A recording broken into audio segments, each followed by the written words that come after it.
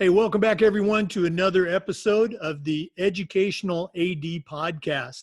Today, we've got a very special guest, Kandice Mitchell, who works with the Atlanta Public School System, is going to share a little bit of her background and her best practices. Kandice, welcome to the program. Thank you so much for having me. It's a pleasure to be here and join you guys. Oh, gosh, it's been great to get to know you these last few months with Zoom conferences and everything. As you know, the life of an AD is very busy, so we're going to jump right into things. We always like to let our listeners have a chance to get to know our guests. So, Kandice, just share a little bit about your background, where you grew up, where you went to college, and how you got into sports. Okay, well, I do have a unique background, but like as many ADs, I grew up in a family of educators, coaches, and athletes. I'm the only girl. I have an older brother and a younger brother. And so I was actually just telling my younger brother the other day that I feel like they perfectly roughed me up, protected me, and loved me.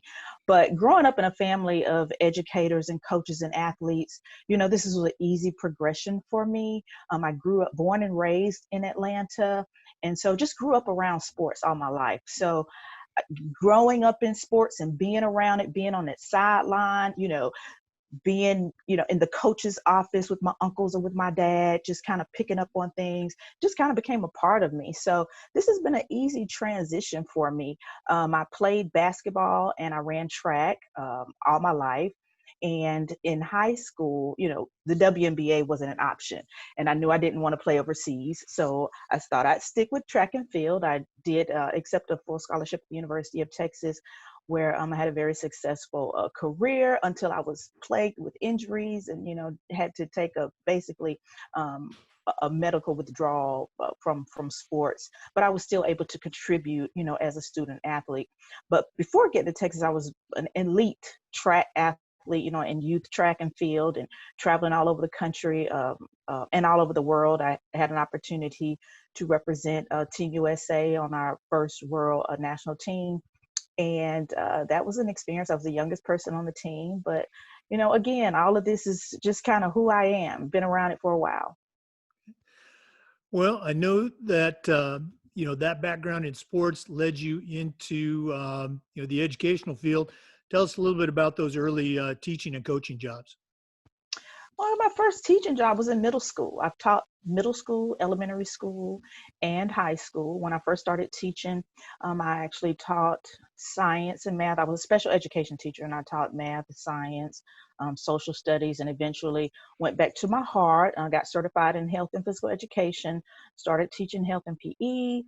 Then I moved to the elementary level, where I was the PE coach. The PE teacher, but still coaching at the high school level. And then I eventually got into the building where I was teaching health and physical education and coaching in high school. That was what I did before I got this job. I know you also, in your coaching experience, you coached some high school football too. Tell us about that. Well, I did coach a little high school football. I was a linebackers coach at Henry County High School. And I didn't just fall into that. As an adult, I found women's football. And so I've been a linebacker ever since 2004, when I first found the game of women's football. And so I was able to bring some personal experience to the game. Coach Starr and he was the head football coach at Henry County High School. At the time, we'd always sit around and talk football. And he'd say, you know what, you should come on out because I think you kind of know what you're talking about. And, whatever you aren't comfortable with, I can help you along the way. And sure enough, he and the other coaching staff helped me, to transition into that role. I started to be very comfortable. Initially, I was a little intimidated because, it was nothing that I had done before. Never even thought I'd have the opportunity to do it. I didn't know what I would be able to contribute. But with my experience and just my knack at being a coach, I was able to couple coaching with my personal experience and give that to the boys. And so they were very receptive. And it was probably some of the best times I've had in coaching linebackers. Now, as a former quarterback and skinny wide receiver, never wanted to play on the dark side of the field. Dark side is where it's at. As a player, You didn't just play in the professional league, but you also had some international experience too. Absolutely. In 2017, I'd actually, my last year playing, I started with the Atlanta Explosion. And when that team dissolved, I picked up and joined the Atlanta Phoenix. In 2016 was my last year playing, but I'd had an opportunity to try out for Team USA, which was going to compete for the gold medal. And so I initially made the team as an alternate. But as we all know in sports, when your number's called, you better be ready. And so a linebacker had a very significant injury. She was a player in Philadelphia. She had an injury. And so I was called up to take her spot.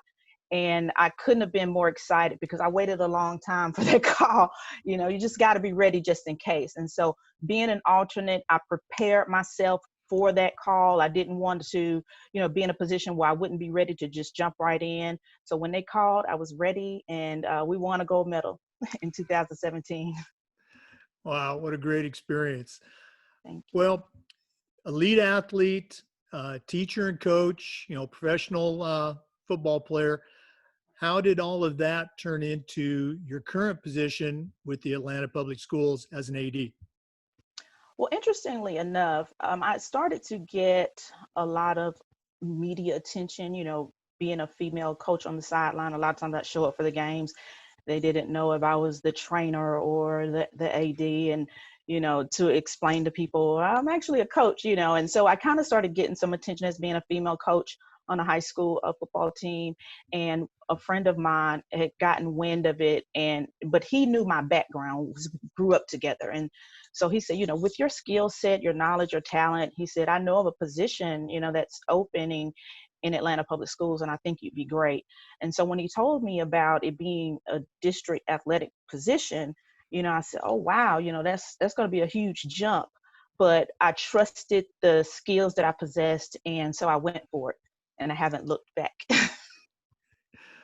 Well, I first, became aware of you through your connections with our national organization, the NIAAA, and we were trying to get you down to speak at our state conference in Florida, and that didn't happen, in reality, but we were able to get you to participate in our virtual conference. So, you have really made a name for yourself and for Atlanta Public Schools Oh, in the thank you. last couple of years. What do you see as some of the your big accomplishments as an administrator at the state level so far? Well, you know what? When I came on board with Atlanta Public Schools, I was very fortunate to work under one of the best leaders in the athletic administration, in my eyes, Mr. Jasper Jewell. And he took me under his wings immediately, and he saw a fire in my eyes, and we communicated a lot about me transitioning into more responsibilities and getting involved on the state and national level.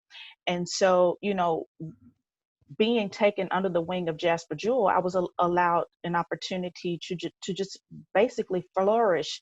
And so very early on, I think it was 2000, I got the job in 2015. So to be named a region AD of the year 2 years in a row, and then the next year be awarded state AD of the year for the state of Georgia, it was just amazing. And I think it's just ways of acknowledging the work that I've put in and the way I've embraced this role.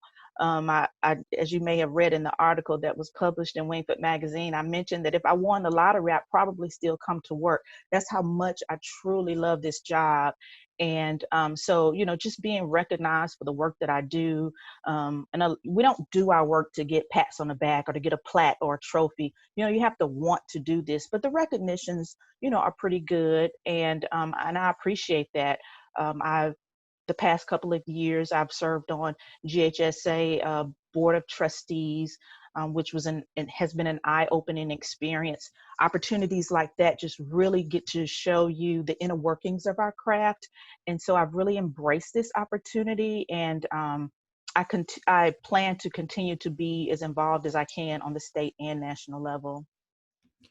Well, I know one of the things that you were instrumental in helping develop was the sport of flag football in Georgia. Tell us a little bit about that. Well, I won't take all the credit myself. I do still currently play flag football. Well, if it wasn't for the national pandemic we were in, well, the global pandemic, I'd still be on the field right now. But I have a strong background in flag football, and I credit my personal experiences, to people like Mashonda Gilmore, Zarek Foster. Those guys spearheaded flag football not only in Atlanta but in the state of Georgia, and so just following in their footsteps, and just being open to ideas of it being integrated into high school sports.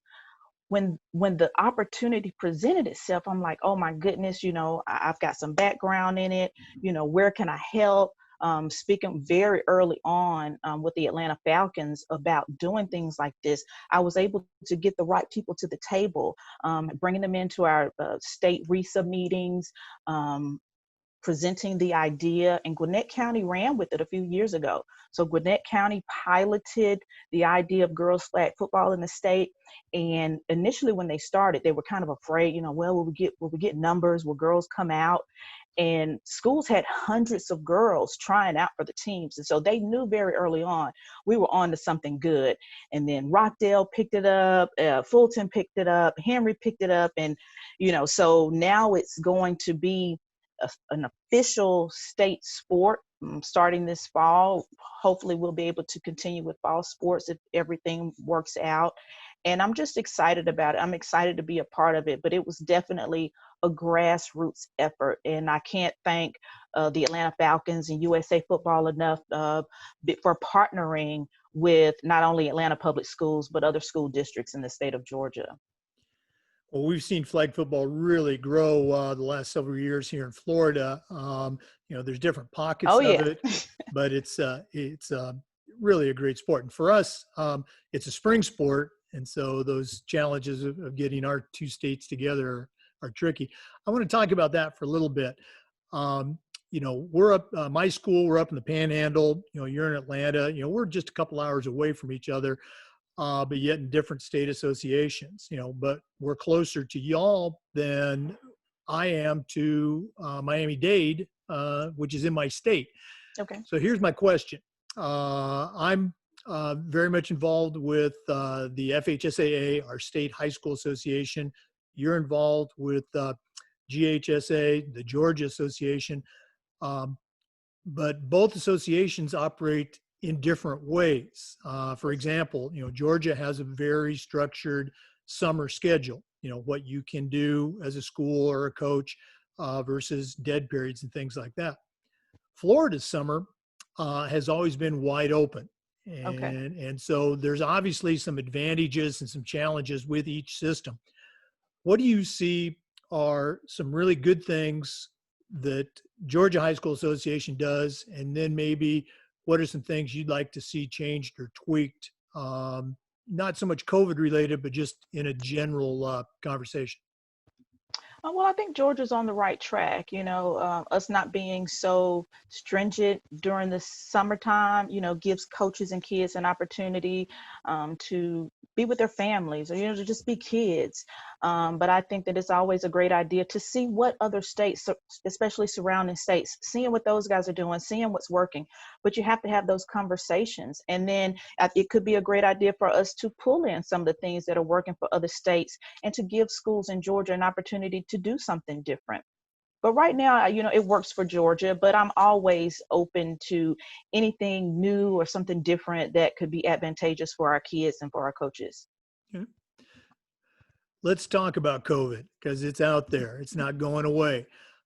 Again, in Florida, there is no mandate at present from our state association. It's been left up to the individual school districts, and of course, following state and national guidelines.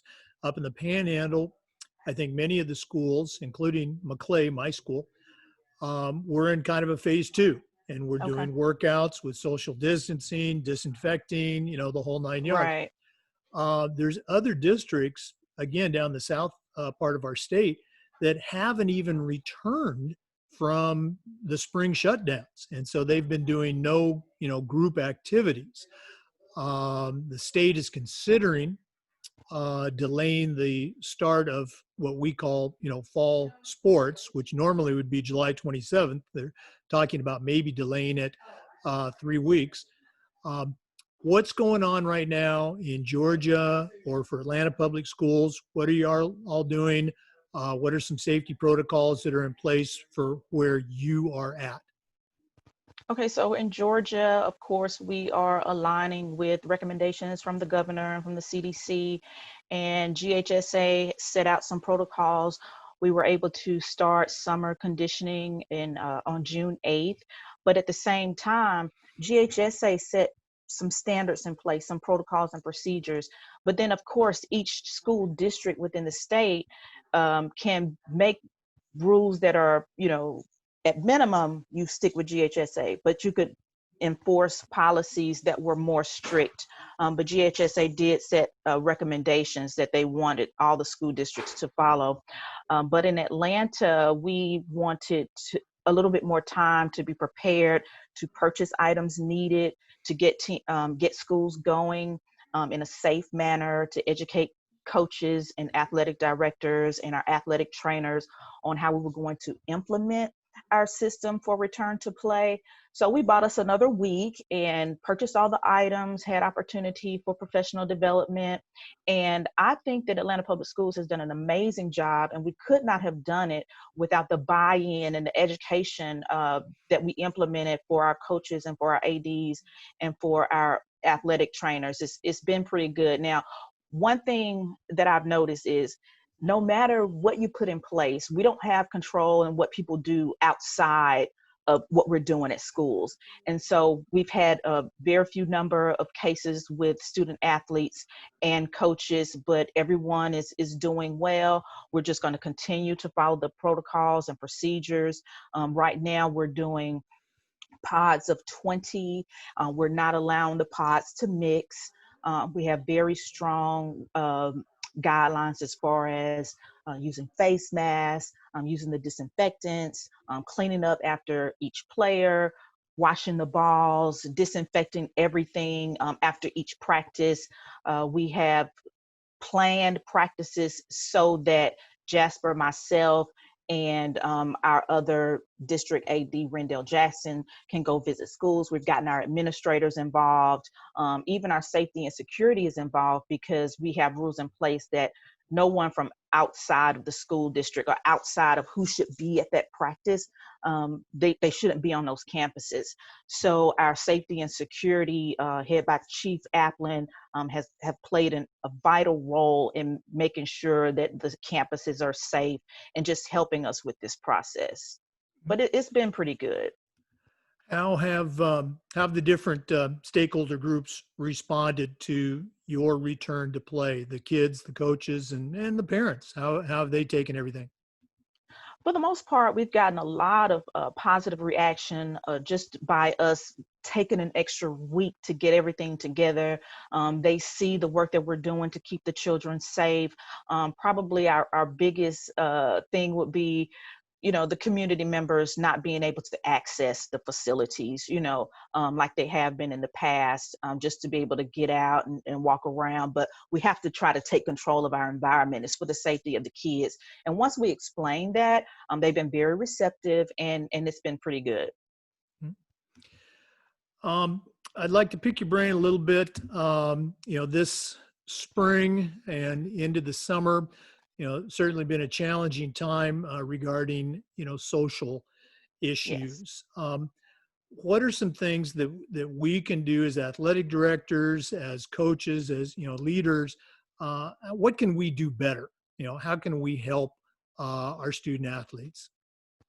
Well, you know what? I think that this movement that is taking place in our country right now is really promoting some conversations that people have been avoiding for quite some time.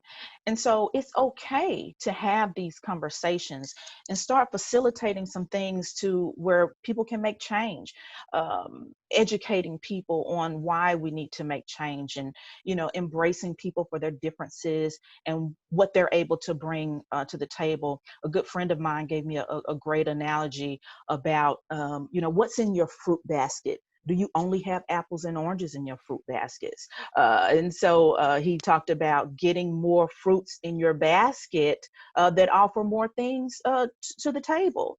And so, I encourage athletic directors in districts to foster these conversations, get more people involved, give people with differences opportunities to communicate and to contribute and to be a part of the change. But it also has to be authentic, I believe. We don't want to just jump on a bandwagon and say, well, we'll do this because everybody else is doing that.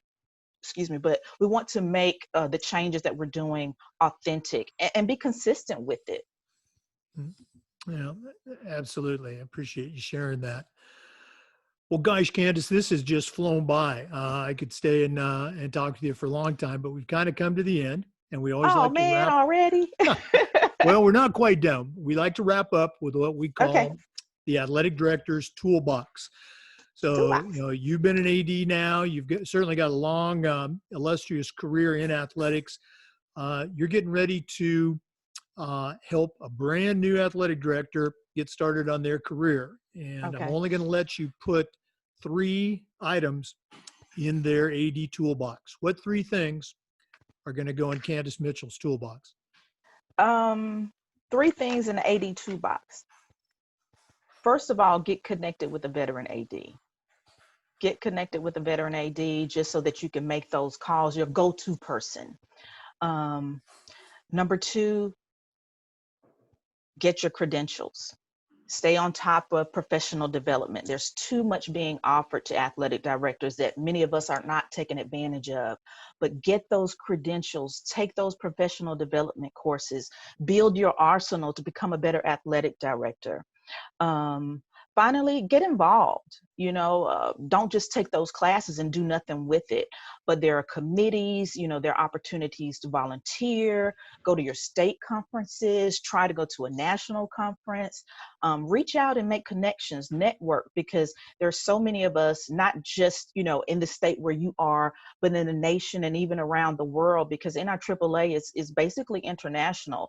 Connect with ADs that are doing things that you're doing and find out what's going on. And it's going to make you not only a better person, but a better athletic director. So I encourage those things. All right. Great advice. Well, again, I've enjoyed visiting with you. Enjoyed getting to know you a little bit over this spring and summer. Looking forward to meeting you in person at our national conference in Absolutely. In Tampa, Tampa. in December. That's certainly going to be a little warmer than Atlanta. Okay. But Yes. thank you so much.